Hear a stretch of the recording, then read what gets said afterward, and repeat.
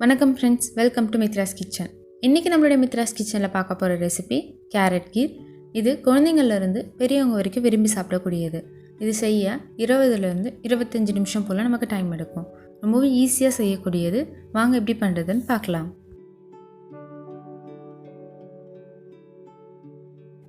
இன்றைக்கி நம்மளுடைய வீடியோவில் பார்க்க போகிற விஷயம் வந்து கேரட் வந்து நம்மளுடைய ஹார்ட்க்கு ரொம்ப நல்லது. அது வந்து பிளட் ப்ரெஷரை ரெகுலேட் பண்ணும். நம்மளுடைய ஸ்கின்னுக்கும் ரொம்ப நல்லது. இன்னும் பல நன்மைகள் இருக்குது. அதனுடைய ஒரு சில தொகுப்பு தான் இது. அதுக்கு முன்னாடி நம்ம சேனலை சப்ஸ்கிரைப் பண்ணலான்னா மறக்காமல் சப்ஸ்கிரைப் பண்ணுங்கள். பக்கத்தில் இருக்க பெல் ஐக்கானை ப்ரெஸ் பண்ணுங்கள். ஃபர்ஸ்ட் நம்ம கேரட்டை வேக வச்சுக்கலாம். அதுக்கு 200 கிராம் கேரட்டை இது மாதிரி சின்னதாக கட் பண்ணி சேர்த்துக்கலாம். அடுத்து 10 பாதாமை 10 நிமிஷம் போல் சுடு தண்ணியில் ஊற வச்சு எடுத்துக்கலாம்.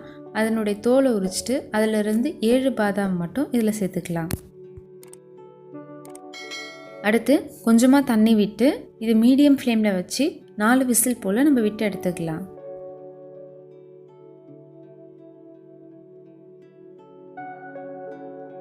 விசில் வந்துட்டு ப்ரெஷர்லாம் இறங்கினதும் நம்மளுடைய கேரட் பாதாம் எல்லாமே நல்லா வெந்திருக்கு. அடுத்து இதை அரைச்சிக்கலாம். நம்ம இது எல்லாத்தையுமே மிக்ஸி ஜாரில் மாற்றிட்டு நம்ம கேரட் வேக வச்ச தண்ணி வந்து கொஞ்சமாக இருக்கும், அதை இதை கூட சேர்த்து நம்ம அரைச்சிக்கலாம். இது வந்து ரொம்பவும் நைஸாக அரைச்சி எடுத்துக்கலாம்.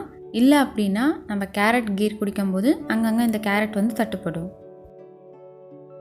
இப்போ கீர் செய்ய ஆரம்பிக்கலாம். அதுக்கு 400லேருந்து 500 ml வரைக்கும் நம்ம பால் எடுத்துக்கலாம். இந்த பாலை ஒரு 5 நிமிஷம் போல் நம்ம காய்ச்சிக்கலாம்.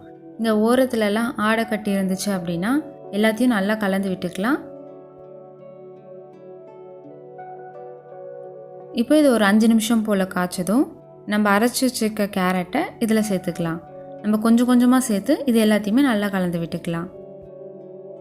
நம்ம இந்த கேரட் சேர்க்கும் போது அடுப்பு வந்து ரொம்ப லோ ஃப்ளேமில் வச்சு நம்ம இதை சேர்க்கணும். இப்போ இது எல்லாத்தையுமே ஒரு 3லேருந்து 5 நிமிஷம் போல் நம்ம கொதிக்க வச்சுக்கலாம். கேரட்டுடைய பச்சை வாசனை போகிற வரைக்கும். இப்போ இது எல்லாமே நல்லா காஞ்சதும் இதில் அரையிலேருந்து 3/4 கப் அளவு நம்ம சர்க்கரை சேர்க்கலாம். நான் இங்கே வந்து 1/4 கப் சர்க்கரை 1/4 கப் அளவு கண்டென்ஸ்டு மில்க் சேர்க்குறேன். கண்டென்ஸ்டு மில்க் சேர்த்தோம் அப்படின்னா நம்ம கேரட் கீர் வந்து கொஞ்சம் ரிச்சாக இருக்கும். கண்டென்ஸ்டு மில்க் இல்லை அப்படின்னா நம்ம சர்க்கரையே ஃபுல்லாகவே சேர்த்துக்கலாம். நம்ம கேரட் கீர் குடிக்கும்போது கொஞ்சம் திகட்டாமல் இருக்க அதில் கொஞ்சமாக உப்பு சேர்த்துக்கலாம். இப்போ இது எல்லாத்தையுமே நல்லா கலந்து விட்டுட்டு இது வந்து ஒரு 5 நிமிஷம் போல் திரும்ப நல்லா கொதிக்கட்டும். இப்போ இது கொதித்ததும் இதில் 3 பாதாமை நல்லா ஸ்லைஸ் பண்ணி இதில் சேர்த்துக்கலாம். அடுத்து கொஞ்சமாக முந்திரி பருப்பு, அடுத்து கொஞ்சமாக பிஸ்தா, அடுத்து கொஞ்சமாக குங்குமம் உப்பு சேர்த்து இது எல்லாத்தையுமே நல்லா கலந்து விட்டுக்கலாம்.